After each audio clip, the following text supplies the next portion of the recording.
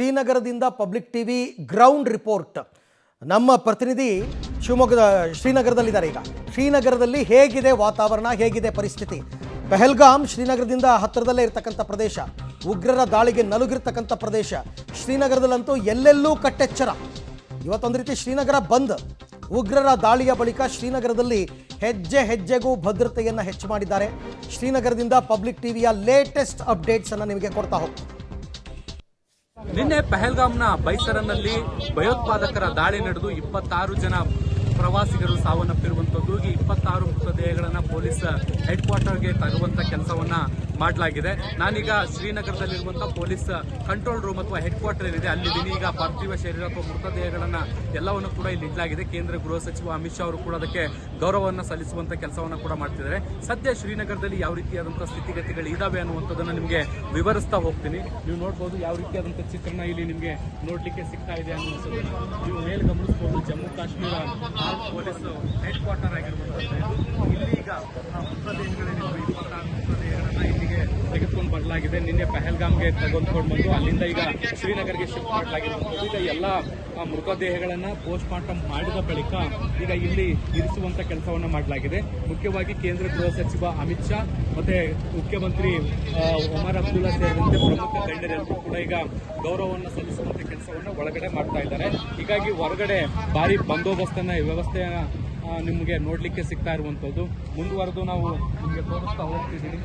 ಬೇರೆ ಬೇರೆ ಜಮ್ಮು ಕಾಶ್ಮೀರ ಪೊಲೀಸ್ ಆಗಿರ್ಬೋದು, CRPF ಪೊಲೀಸ್ ಆಗಿರ್ಬೋದು, ಜೊತೆಗೆ ಕೇಂದ್ರದ ಮೀಸಲು ಪಡೆಗಳನ್ನು ಕೂಡ ಇಲ್ಲಿ ನಿಯೋಜಿಸುವಂಥ ಕೆಲಸವನ್ನು ಮಾಡಲಾಗಿರುವಂಥದ್ದು.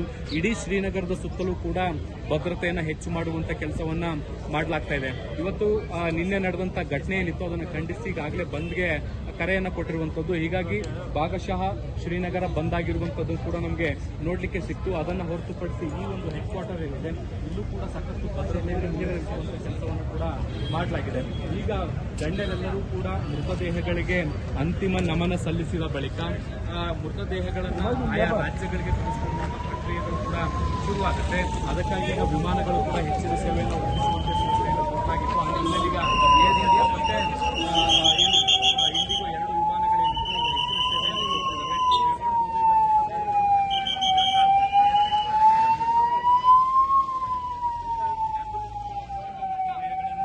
ಏರ್ಪೋರ್ಟ್ಗೆ ತೆಗೆದುಕೊಳ್ಳಿ ಅಲ್ಲಿಂದ ಬೇರೆ ಬೇರೆ ರಾಜ್ಯಗಳಿಗೆ ಆಯಾ ರಾಜ್ಯಗಳು ಅಂದ್ರೆ ಮೃತಪಟ್ಟಂತ ವ್ಯಕ್ತಿಗಳು ಯಾರಿದ್ದಾರೆ ಅವ್ರನ್ನ ಆಯಾ ರಾಜ್ಯಗಳಿಗೆ ಕಳಿಸ್ಕೊಡುವಂತ ಕೆಲಸವನ್ನ ಈಗ ಮಾಡುವಂತ ಕೆಲಸ ಮಾಡಲಾಗ್ತಾ ಇದೆ. ಮತ್ತೊಂದು ಕಡೆ ನೀವು ನೋಡ್ಬೋದು ಬಸ್ನಲ್ಲಿ ಕೂಡ ಕೆಲವೊಂದಿಷ್ಟು ಒಳಗಡೆ ಏನು ಜನರು ಇದ್ರು ಮಾಡಲಾಗ್ತಾ ಇದೆ. ಪ್ರವಾಸಿಗರು ಜೊತೆ ಏನಿದ್ರು ಅವ್ರನ್ನ ಈಗ ಹೊರಗಡೆ ಕರ್ಕೊಂಡು ಬರುವಂತ ಕೆಲಸವನ್ನು ಕೂಡ ಮಾಡಲಾಗ್ತಾ ಇದೆ. ಮತ್ತೆ ಈ ಒಂದು ಗೌರವ ವಂದನೆ ಪ್ರಕ್ರಿಯೆ ಏನಿತ್ತು ಅದು ಕೂಡ ಮುಕ್ತಾಯ ಆಗಿರುವಂಥದ್ದು. ಹೊರಗಡೆ ಈ ಒಂದು ಪ್ರಕ್ರಿಯೆಯಲ್ಲಿದ್ದಂತಹ ಪೊಲೀಸರು ಏನಿದ್ರು ಅವರು ಕೂಡ ಈಗ ಹೊರಗಡೆ ಬರ್ತಾ ಇರುವಂಥ ದೃಶ್ಯಗಳನ್ನು ಕೂಡ ನೀವು ಗಮನಿಸ್ತಾ ಇದ್ದೀರಿ. ಸೊ ಈ ಎಲ್ಲ ಪ್ರಕ್ರಿಯೆಗಳು ಈಗ ಅಂತ್ಯ ಆಗಿರುವಂಥದ್ದು. ಅಂತ್ಯದ ಬೆನ್ನಲ್ಲೇ ನೀವು ನೋಡಿ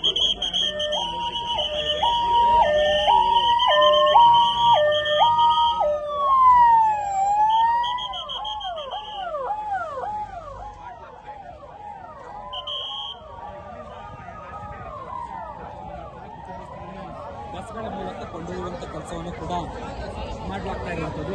ಕರ್ನಾಟಕದ ಏನು 2 ಮೃತಪಟ್ಟಿದ್ರು, ಅದು ಮಂಜುನಾಥ್ ಆಗಿರ್ಬೋದು, ಭರತ್ ಭೂಷಣ್ ಆಗಿರ್ಬೋದು, ಅವರ ಪಾರ್ಥಿವ ಶರೀರ ಅಥವಾ ಮೃತದೇಹಗಳನ್ನು ಕೂಡ ಬೆಂಗಳೂರಿಗೆ ತೆಗೆದುಕೊಂಡು ಹೋಗುವಂಥ ನಿಟ್ಟಿನಲ್ಲಿ ಪ್ರಕ್ರಿಯೆಗಳು ಶುರುವಾಗಿದ್ದಾವೆ. ಸಚಿವ ಸಂತೋಷ್ ಲಾಡ್